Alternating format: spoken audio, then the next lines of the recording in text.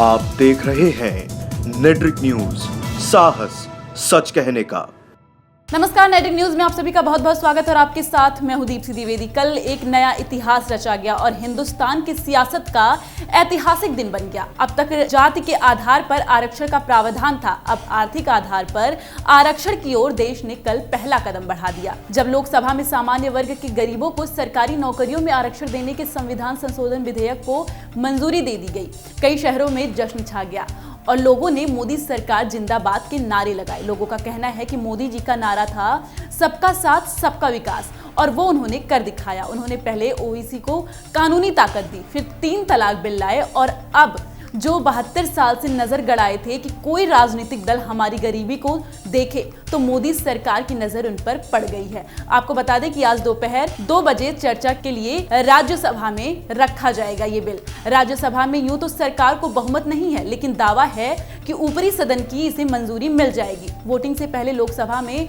सवर्ण आरक्षण के लिए लाए गए 124वें विधान संशोधन विधेयक पर 5 घंटे लंबी बहस हुई और जब इसकी वोटिंग हुई तो इसके समर्थन में 323 वोट पड़े, जबकि महज 3 सांसदों ने इसके खिलाफ मतदान किया। कुल मिलाकर 326 सांसदों ने इसके लिए मतदान किया था, जिसके बाद बिल में सभी संशोधनों को पूर्ण बहुमत से मंजूरी दे दी गई।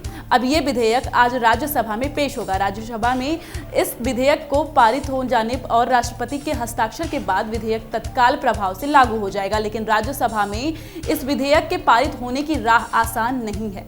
राज्यसभा में एनडीए को बहुमत नहीं है और उसे यहां विपक्ष के सहयोग की जरूरत पड़ेगी। आपको बता दें कि लोकसभा में विधेयक पर चर्चा के दौरान कांग्रेस पार्टी इसे चयन समिति के पास भेजने की मांग की थी। ऐसे में वो अन्य विपक्षी दलों के साथ मिलकर विधेयक के पारित होने की राह में रोड़ा अटका सकती है। वहीं पीएम मोदी और बीजेपी अध्यक्ष अमित शाह ने सवर्णों का कोटा बिल पास होने पर ऐतिहासिक घटनाक्रम इसे बताया है, जिसको लेकर पीएम मोदी ने ट्वीट कर कहा, हम सबका साथ सबका विकास की नीति पर पूरी तरह कटिबद्ध हैं। ये हमारी सुनिश्चित करने की कोशिश है कि हर गरीब, चाहे वो किसी भी जाति या संप्रदाय का हो, वो गरिमापूर्ण जिंदगी जिए और उसे सभी संभव अवसरों का लाभ मिले। हालांकि लोकसभा में इस विधेयक को तो पूर्ण बहुमत से मंजूरी मिल गई, लेकिन इस विधेयक की असली परीक्षा तो आज राज्यसभा में होनी है और सरकार को यकीन है कि इस परीक्षा में वो जरूर पास होगी। आपको बता दें कि संविधान संशोधन के लिए सदन के आधे से ज्यादा सदस्यों की उपस्थिति अनिवार्य होती है। इसके अलावा विधेयक को 2/3 समर्थन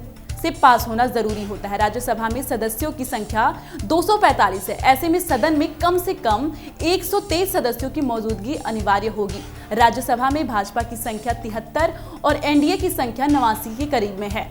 ऐसे में उसे विधेयक को पारित कराने के लिए विपक्ष का सहयोग लेना पड़ सकता है। तो देखना यह है कि आज इस परीक्षा में मोदी सरकार पास होती है या 3 तलाक बिल की तरह ये मामला भी राज्यसभा में लटक जाएगा। अभी के लिए इतना ही, लेकिन देश दुनिया की तमाम खबरों को जानने के लिए आप बने रहिए नेट्रिक न्यूज के साथ। और आपको हमारा वीडियो पसंद आया हो तो लाइक कमेंट भी जरूर करें, साथ ही हमारे चैनल नेट्रिक न्यूज को सब्सक्राइब भी करें। नमस्कार।